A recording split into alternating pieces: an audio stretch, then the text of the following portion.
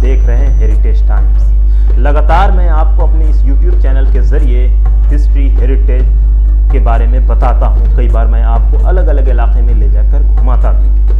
तो आज हम जिस मुद्दे पे बात करने वाले हैं उस मुद्दे का नाम है गदर। ये 1857 का गदर नहीं, ये 1915 का गदर है। इसकी शुरुआत भी 1857 से हुई है, लेकिन ये जो एंड हो रहा है ये 1948 में होगा, जब हमारा मुल्क 1947 के बाद आज़ाद होगा वहाँ से। तो सबसे पहले इस चीज़ को समझने की ज़रूरत है कि गदर हम क्यों बोल रहे हैं। बात कुछ यूँ है कि 1909-1908 के आसपास में पंजाब में कुछ मूवमेंट चल रहे थे, जिसको कह सकते हैं कनाल कॉलोनी मूवमेंट। उसमें 3 लोग बड़े नुमाया तौर पर बड़े आगे थे, जिसमें एक सिख थे, एक मुसलमान थे और एक हिंदू थे, यानी लाला लाजपत राय, सरदार अजीत सिंह और रजा हुसैन साहब। तो ये सारे लोग मूवमेंट चला रहे थे। इसके बाद अंग्रेज़ों ने ज़्यादती शुरू की। तो अंग्रेज़ों की ज़्यादती और बेरोज़गारी से हिंदुस्तानी परेशान होकर दुनिया के अलग अलग हिस्सों में जाने लगे। वो ज़्यादातर हिस्सा वो था जो अंग्रेज़ी कॉलोनी थी, यानी कुछ लोग कनाडा चले गए, कुछ लोग फिलीपींस चले गए, कुछ लोग अमेरिका चले गए। ऐसे ऐसे अलग अलग खित्ते में हिंदुस्तानी जाने लगे। तो इसी बीच में 1913 के अंदर एक ऑर्गेनाइजेशन बना जिसका नाम था पैसिफिक कोस्ट हिंदुस्तान एसोसिएशन।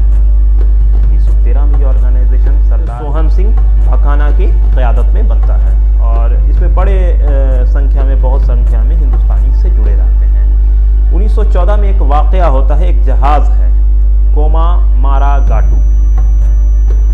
ये जहाज़ पहुंचता है कनाडा, लेकिन इस जहाज़ को कनाडा में उतरने नहीं दिया जाता है। जिसके बाद इस ऑर्गेनाइजेशन ने, जिसकी बुनियाद 1913 में पड़ी थी, उसने लगातार लोगों के ऊपर, वहाँ के कनाडा के सरकार के ऊपर दबाव डाला कि भैया हमारे लोग हैं, उतरने दो। लेकिन उन्होंने उसे उतरने नहीं दिया और आखिर में 6 महीने के बाद ये जहाज़ वापस कलकत्ता में आकर लगता है।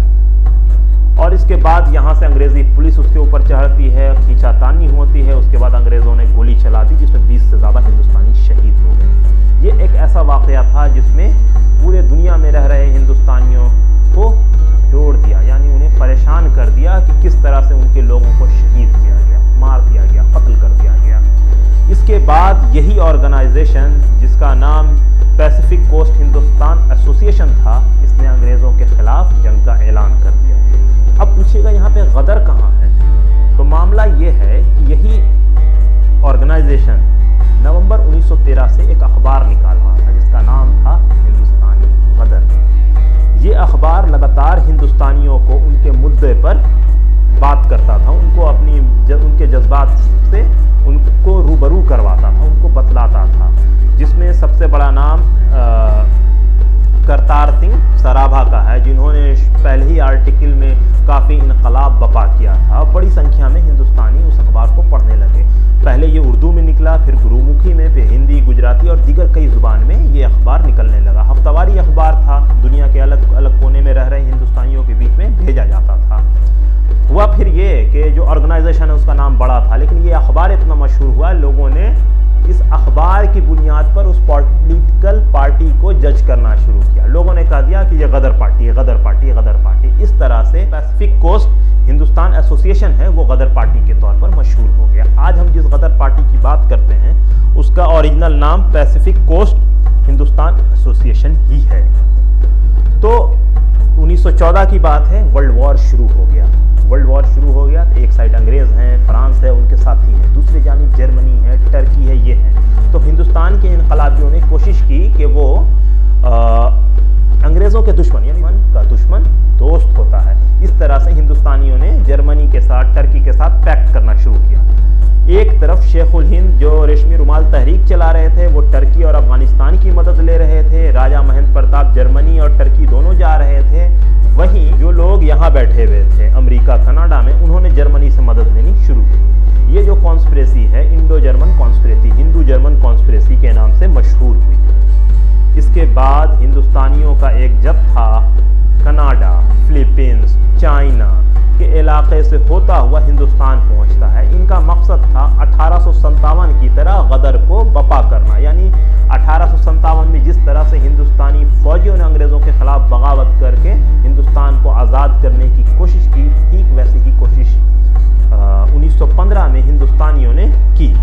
और ये फरवरी का कई दिन तय किया गया था कि उस दिन इन लोगों को ऐसे कारनामे अंजाम देने हैं। तो सिंगापुर में फौजी बगावत होती है 15 फरवरी 1915 को, जिसमें बड़ी संख्या में लोग बगावत करके सिंगापुर के कुछ खित्तों पे कब्जा कर लेते हैं। लेकिन बैकअप सपोर्ट नहीं मिलने के बाद 4 दिन के अंदर अंग्रेज वापस वहाँ पे काबिज हो जाते हैं और जितने हिंदुस्तानी थे उनको लाइन में खड़े करके गोली से भून दिया जाता है। ये ज़्यादातर लोग हिसार के थे, जो आज की डेट में हरियाणा में है। इसके अलावा पंजाब के कुछ हिस्सों में और बगावत करने की कोशिश की, लेकिन कुछ गद्दार ने मुखबिरी कर दी। इसके बाद ये मामला भी ख़त्म हो गया। बड़ी संख्या में हिंदुस्तानियों को गिरफ्तार किया गया, जिसमें बड़े पैमाने पे लोगों को फांसी दी गई, जिसमें खुद जो सबसे नौजवान लड़का था जिसकी वजह कर ये अखबार सबसे ज़्यादा मशहूर हुआ था, जिनका नाम था करतार सिंह सराबा, उनको फांसी दी गई। रहमत अली शाह को फांसी दी गई, अजीत सिंह को फांसी दी गई, मौलवी अब्दुल्ला को फांसी दी गई। ऐसे ऐसे सैकड़ों लोगों को पंजाब में फांसी दी गई। और ये जो केस है पंजाब के अंदर ज़्यादा मशहूर हुआ, उसकी वजह यह है कि जिन लोगों को सबसे ज़्यादा फांसी दी गई वो पंजाब से थे। और ये जो पूरा केस है ये फर्स्ट लाहौर कॉन्स्पिरेसी केस के नाम से मशहूर हुई। और ये तहरीक 1917 तक चलती रही, मतलब जो बगावत करने का। तो इसमें कई बगावत का आपको जिक्र आपको मिलेगा। मांडले में जो इलाका आज के डेट में म्यांमार में है, इसके अलावा कुछ बगावत आपको इराक के कुछ के इलाके में दिखेगी, कुछ इलाका आपको बसरा वगैरह में दिखेगी। इराक के कुछ बगावत वहाँ हो रही हिंदुस्तानियों की बगावत की। ये सारा गदर पार्टी की ही देन है। लेकिन कुल मिला के जो गदर पार्टी की जो सबसे बड़ी कामयाबी है वो सिंगापुर म्यूटिनी, सिंगापुर में जो बगावत होती है वो सबसे बड़ी बगावत है। इसके बाद और कहीं बगावत नहीं हो पाई। उसकी एक बड़ी वजह यह है कि गद्दारों ने गद्दारी की। अगर गद्दार नहीं गद्दारी करते तो हो सकता है 1915-16 में ही हम अपने मुल्क को, हिंदुस्तान को आज़ाद करवा लेते। उसकी वजह क्या है? 2-3 चीज़ समझने की ज़रूरत है कि वो गदर पार्टी एक ऐसी पार्टी थी जिसने सारी जाति को, सारे मजहब को एक साथ जोड़ा।